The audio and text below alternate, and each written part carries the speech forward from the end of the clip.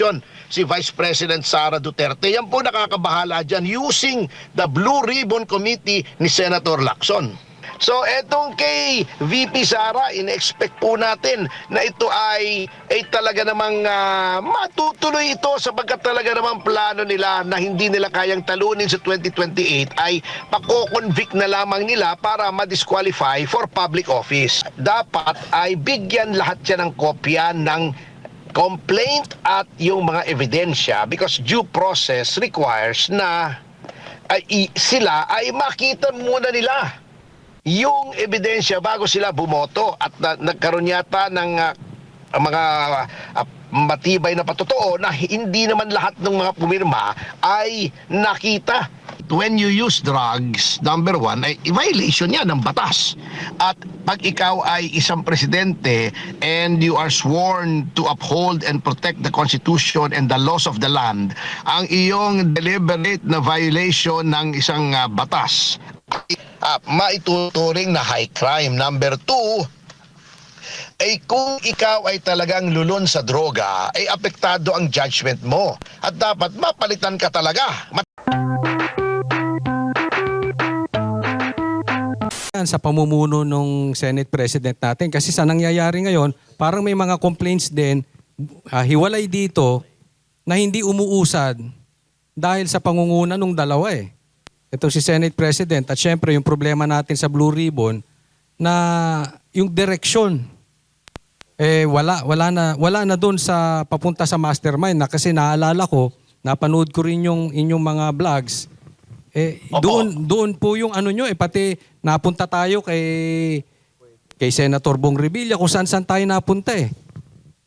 So ito ba Ay, tama po yun. Alam niyo po, ang chairman naman po ng Ethics Committee sa kasalukuyan ay si Senator J.V. Ejercito at I am willing to give Senator Ejercito the benefit of the doubt sapagkat kilala ko yan personal. Ako'y malapit sa dating Pangulo, si Erap Estrada at kilala ko naman si JV at maayos naman po yan, nakasama ko sa JCs yan. Sana ay maging patas siya at aksyon na po niya to. Wala naman po kami hinihinging special consideration dito kundi magkaroon ng patas na hearing na kung saan papayagan kami magpresenta ng lahat ng ebidensya. Now with respect sa sinasabi niyo po na nililihis, alam niyo po, baka hindi napapansin ng iba. Hindi lamang po yung ginagawa, katulad po na nag-anunsyo si Senator Ping Lacson na yun daw preliminary report nila o partial report or whatever they call it, ay nagtuturo sa 3 senador. Ay kung titignan nyo po yung mga tinuturong senador, si Senator Jinggoy, Senator Joel Villanueva at si Senator Chis Escudero, ito po yung mga senador na sa tingin ko ay boboto in favor of acquittal ni Sara Duterte. So, ngayon pa lang po kaaga, sineset up na po yung Senate para mabawasan yung mga tingin nila, yung mga parehas na mga tao. Plus yung kanilang ipinananakot na warrant kay Senator De La Rosa. Kung kaya't hindi makapasok si Senator De La Rosa, nabawasan na po, binabawasan na nila ng 4 yung maaaring bumoto for acquittal. So, this early, sineset up na po nila for conviction si Vice President Sara Duterte. Yan po nakakabahala dyan using the Blue Ribbon Committee ni Senator Lacson. Napansin ko, nung kay impeachment po ni PBBM, meron silang ganto. Pero nung kay BP Sara, parang hindi natin nakita itong mga gantong hearing. Parang biglaan na lang na ano. Ano pong masasabi niyo dito? Yun nga po kaya nga po yan ay, yung una ay in-invalidate nila sapagkat 1/3, yung third mode of transmitting articles of impeachment, yung 1/3 or more ng membership ng House. Kaya nga po sabi ng Korte Suprema, dapat ay bigyan lahat siya ng kopya ng complaint at yung mga ebidensya because due process requires na sila ay makita muna nila yung ebidensya bago sila bumoto at nagkaroon yata ng mga matibay na patotoo na hindi naman lahat ng mga pumirma ay nakita yung complaint ng impeachment, basta-basta pumirma na lang for whatever reasons, we don't know how many millions or tens or hundreds of millions of reasons, ay pumirma na lamang. So etong kay VP Sara, in-expect po natin na ito ay talaga namang matutuloy ito sapagkat talaga namang plano nila na hindi nila kayang talunin sa 2028 ay pako-convict na lamang nila para ma-disqualify for public office. May komento laban sa impeachment ni Vice President Sara Duterte. Handang-handa na daw siya. Eh bakit nung impeachment ni Marcos Jr., wala man lang siyang komento ni isa? At parang dito ay parang gigil na gigil siya dito sa impeachment ni VP Sara. At doon sa impeachment ni Bongbong Marcos ay parang iniilagan niyang makapagkomento doon. Ano po kayang ano dito? Ano po kayang nakikita niyo ba't ganito na ang ating Senate President? Alam niyo po, isa din yan sa tingin ko ay nagpo-posturing para magka-presidente. Si Senator si SP Soto. Actually, lifelong ambition na po niya yan mag-presidente. Kanya lang po, alam niyo, dapat po yan, may nagkikwento po sa akin na dapat yan ang vice president ni GMA noong magre-re-election siya ng 2004.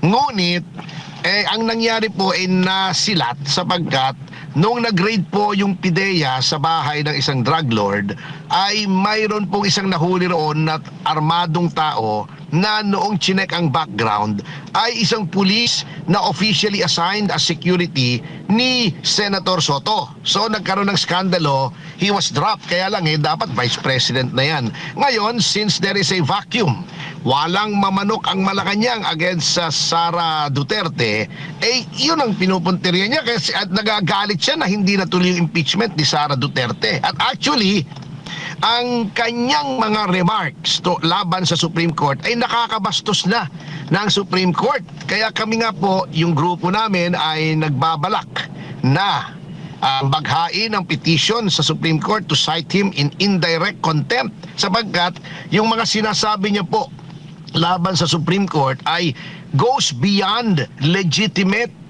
expression and yung permitted na dissent against the ruling of the Supreme Court. Alam niyo po, hindi naman bawal na punahin ng Supreme Court, ngunit as in any other case, since iyan po ay ang third branch of government, at di ba tripartite po tayo, legislature, ang ating judiciary at yung executive, hindi po dapat na binabastos ang Korte Suprema, lalong-lalo na ng isang Senate President. So labis-labis na po sa pinapayagan ng batas, sa ganang amin ang sinasabi ni SP Soto, at dapat na po siya ay sitahin ng ating Korte Suprema at isang grupo pong mga abogado, because kami pong mga abogado, as members of the bar, we are also first and foremost, officers of the court. At kailangan pong itaguyod namin at bantayan namin ang magandang pangalan ng ating kataas-taasang hukuman. At may attorney, may mga ano pa nga ho, na etong si SP Soto, ito yung parang bagong manok ng mga dilawan para kapag na-impeach nga naman si VP Sara, siya yung papalit na Vice President at ang susunod na i-impeach ay si Marcos para maging, eto na yung maging presidente, si Soto.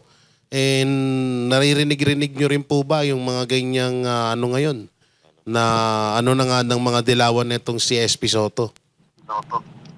Ay opo, sabagat alam niyo po, the present administration, kasama na dyan si Pangulong Marcos, they cannot afford to have a successor na hindi nila kontrolado. Sa dami ng mga akusasyon laban sa kanila, eto na lang flood control, trilyon na ito hindi maaari na yung susunod na Pangulo ay hindi nila tao at hindi nila kontrolado sapagkat katakot-takot na demandang aabuti nila. Kaya nga po, binraso nila si Boying Remulla na gawing ombudsman with a term of 7 years para maprotektahan ang kanilang interests. Kita nyo naman ang ginawa kay Boying Remulla, even the rules of the ombudsman were changed. biglaan. Dapat yan, pag nag-file ka, automatically docketed. Anong ginawa nila kay Remulla? Since ang dami nag-file kay Remulla, gumawa sila ng bagong rule na hindi automatic. Susuriin pa para bago madakit. So, mabigat po. Talagang pinilit po yan, binraso. Lahat ng paraan ay ginawa ng Malacanang para maiupo si Boying Remulla bilang ombudsman. At siyempre, since kung hindi siya magiging ombudsman, kung hindi talagang nag-bend the law, break the law, destroy the law, ignore the law na ang Malacanang, siyempre, kanino tatanaw ng utang na loob yan? Si Boying Remulla. Alam na naman natin, politiko yan at yan ay naging alter ego ng presidente bilang secretary ng Department of Justice. Alam na natin ang purpose kung bakit si Boying ay naririyan sa ombudsman. I mean, wag na nilang insultuhin ang ating talino. Ayun, attorney, si Master Judea Pulit, etong impeachment regarding kay Marcos Jr., may mga sabi-sabi kasi na wala, patay na ito. Pero kayo po, ano sa tingin nyo ito? Dito, pwede pa itong ilaban o talagang tuluyan ng mamamatay ito? O pwede pa mag-file ulit ng impeachment katulad ng yung impeachment complaint na hawak ninyo? Or activated na ba yung one-year ban dito? 1 year ban na po yan sapagat yan po ay tinanggap at inendorso sa speaker at ang speaker ay nilagay sa order of business at dinala sa Committee on Justice. Nagbotohan na sufficient inform para nagpaasa pa pinakita pa kunyari na sila ay patas. Pero alam naman nating eventually papatayin din nila yan when it comes to a voting on whether it is sufficient in substance. So it already has triggered yung 1 year ban. Pwede i-refile yan after 1 year pero 1 year pa yun, matagal po yun. Okay, attorney, patungkol din dyan sa nabasurang impeachment ni Bongbong Marcos, ni President Marcos, yung sinabi ni Leila de Lima na hindi daw po impeachable offense yung kanyang paggamit ng droga. Tama ba yan? Tama bang yan? Statement yan, lalong-lalo na ng isang dating taga Department of Justice, dating senador, and at the same time, nagkaroon ng kaso patungkol sa illegal na droga. Ay alam niyo po yan ay po yan yung high crime po yan sapagkat when you use drugs, number 1 ay violation yan ng batas. At pag ikaw ay isang presidente and you are sworn to uphold and protect the Constitution and the laws of the land, ang iyong deliberate na violation ng isang batas maituturing na high crime. Number 2, kung ikaw ay talagang lulon sa droga, apektado ang judgment mo. At dapat mapalitan ka talaga, matanggal ka sapagkat hindi natin alam kung yung mga desisyon ay batay sa totoong reasoning o ito ay influenced, done under the influence of drugs. Pangatlo po, meron po tayong probisyon sa Constitution, 2. Yung unang-una, yung entitled ang mga taong bayan na malaman ang mga bagay with respect to public interest. At it is in the public interest to know whether or not nasa tamang pag-iisip ang kanilang Pangulo. At meron pang isang batas. In case of serious serious problems in the health of the President, ay dapat ipinapaalam. Kapag tinatago po yan, yan ay culpable violation of the Constitution. So, common sense naman po kung ang isang Pangulo ay wala na sa katinuan dahil siya ay naimpluwensyahan ng droga, whether palagi o kahit paminsan-minsan lamang, hindi po pwedeng magpatuloy yan sa pagiging Pangulo. Ito po bang mga ginamit ng Congress na grounds para mabasura itong kaso ni Bongbong or impeachment ni Bongbong? Pwede din bang gamitin ito ng kampo ni Inday Sara kapag yung kanyang kaso or yung kanyang impeachment ay dinala na sa Committee on Justice? Ay opo, kasi what is sauce for the goose should be sauce for the gander. Alam niyo po, kung i-approve nila na sufficient in substance, yung kay Vice President Sara Duterte, ay dapat inaprubahan nila yung kay Pangulong Marcos. Bakit? Di ba sinasabi nila si Pangulong Marcos hearsay, walang proof, etc. Yung allegation, substance. Alam niyo po, yun pong mga yon ay evidentiary in nature. Ang ibig pong sabihin, kung yung mga allegations i-proven, at yung mga bare recitation of facts which are of public knowledge ay nandoon sa complaint for impeachment na if proven would lead to the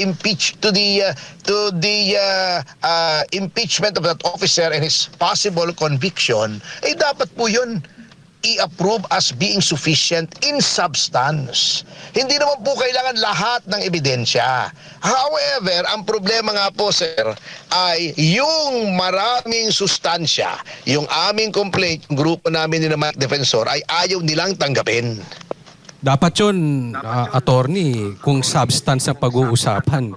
Dapat positive talaga dyan si Bongbong Marcos pero nabasura.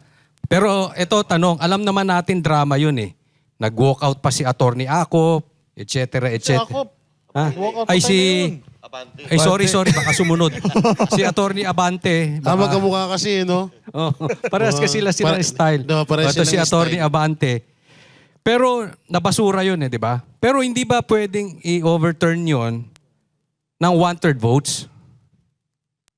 Kasi naging naging parang hindi naman talaga political lang issue dito, hindi naman yung substance talaga Di ba? Yung Oo. 1/3 It has votes. to be, yung ano po, yung report ng committee either for or against impeachment ay dapat pong ma-ratify ng plenary. Kung natatandaan niyo po, yung panahon ni Andres Bautista, yung dating chairman ng COMELEC, na kami po ang nag-file ng impeachment complaint. Yung amin pong impeachment complaint na basura sa Justice Committee. Nagulat kami. Ngunit nung dumating sa plenary na overturn po yung dismissal ng Justice Committee at na-impeach po si dating COMELEC chairman Andres Bautista, lamang naging moot and academic sapagkat nag-resign po siya bago nag-umpisa yung hearing. Pero impeached po siya. So sa madaling salita, may pag-asa pa to. Pwede pang mabuhay itong impeachment kay Bongbong Marcos at kung matauhan itong mga contractors natin, ay mga congressman natin, pwede pa tayo, 1/3 votes. Maasa ka pa talaga. In theory ay pwede po. Ngunit, in practice, paano ba naman boboto yung plenaryo na ito ay overturn? Sino bang speaker? Tao nila. Sino bang majority floor leader? Anak ni Pangulo. Though nag-inhibit siya, syempre, yung impluensya niya ay nariyan pa rin. Hindi kasi baka... Hindi po, talagang in reality, hindi po mare-reverse yan sa plenary. It's going to take a major miracle para ma-reverse po yan. Baka ako mismo magulat kung iyan ay i-reverse at sasabihin, uy, dapat ito ay i-transmit na sa Senado. And di ba may sinasabi din yung attorney, yung Makabayan Block ngayon. Doon naman sa impeachment ni VP Sara kasi nadala na doon sa opisina ni Speaker Bogie D yung complaint. Ngayon, sabi ni Ilago, i-fast track daw nila or pwedeng ma-fast track pag pwede nang pagbotohan ng 1/3 or pagbotohan na ng plenaryo agad kahit hindi pa pumupunta doon sa Committee on Justice. Di ba isa yan sa Kung confident sila na may 1/3 may dapat ay i-endorse na ng 1/3. Katulad din nangyari kay Pangulong kay Sara dati kasi kay Pangulong Erap, di ba gaya 1/3 yun. So, Pero hindi ba yan yung mabilis na nadala sa Senado. Pero hindi ba yan yung isa sa mga grounds nung nag-file sa Supreme Court ng yung motion sa Supreme Court na nag-grant naman? Di ba isa yan sa parang steps na hindi nila sinunod kaya naging unconstitutional yung impeachment kay VP Sara noong 2025? Ang essence po noong desisyon sa Korte Suprema ay may tatlo na pong nauna. at iyon po ay hindi inaksyonan. Yung fourth, yung one-third ang inaksyonan. Ang sabi ng Korte Suprema, wala kang diskresyon. Since hindi mo inaksyonan yung unang tatlo at it was supposed to have been transmitted at iyon ay sinasabi mong na-dismiss dahil without action, deemed initiated na po yun. Therefore, the fourth complaint, which was one-third or more than one-third ng plenary ng House, ay time-barred na impeachment proceedings. So ngayon, magkakaroon ng impeachment kay VP Sara, ano? Anong ine-expect? Kasama po ba yan sa pinag-usapan nyo kanina sa anniversary ng PDP? Yung patungkol dito, may mga paghahanda ba kayo na gagawin pagdating dito sa impeachment na ito na likelihood ng paglusot nito ay napakataas? O sinabi na ng sinabi na ni Congressman Nabante, yung congressman sa Maynila na hindi naman nanalo pero congressman pa rin. Sinabi niya na yun daw ang talagang inaantay nila, impeachment ni VP Sara dahil yun daw malakas ang ebidensya nila. Ang iyong political opponent or for political assassination, ito ay mechanism for accountability. Hindi ito dapat inaabuso. So tutol po kami dito. Ngunit hindi naman po miyembro ng partido si Vice President Sara at hindi rin po ako kasama sa legal team. So ipaubayan namin pagdating sa aspetong legal. Pero sa political, we will be doing share sa PDP na to raise the consciousness of the people na ito ay kalokohan lamang, ito ay ginagamit lamang to knock out yung bet ng oposisyon sa 2028 na sa tingin nila hindi nila kayang talunin sa patas na eleksyon ay ginagamit nila itong instrumentality of the impeachment para ma-eliminate from the running. Attorney Topacio, J. Guevara ulit. Yung ginawang pagsampa ng Makabayan Block ng impeachment kay Marcos Jr., hindi ho kaya ito ay palabas lamang para gamitin nila sa 2028 election? Opo, ako ay talagang duda po ako dyan sa grupong yan eh. Sapagkat kung sila ay makikinabang, kakampi sila kay Marcos. Kung makikinabang naman sila politically, lalabanan nila si Pangulong Marcos and so on and so forth. Walang interest yan kundi sariling interest po nila.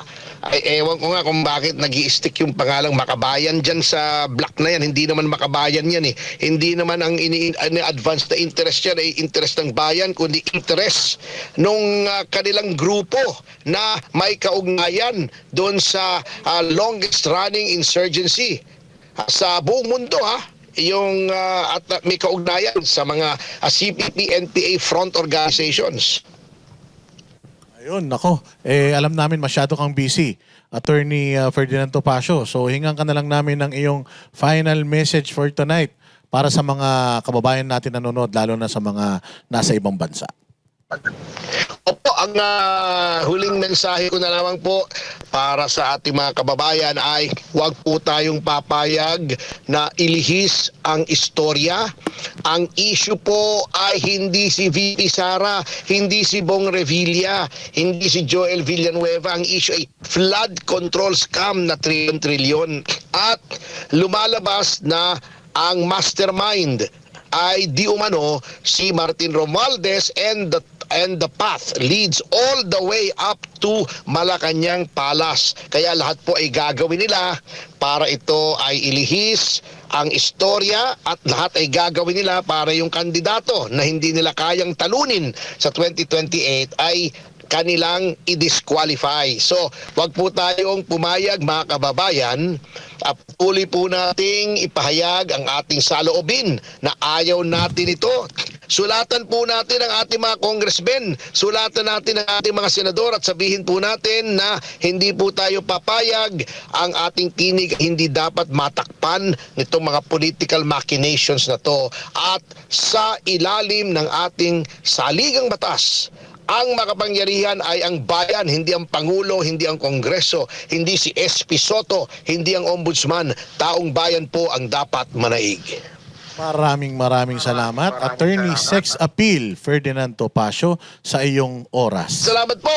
Mabuhay po kayo at lahat ng ugat sa inyong katawan.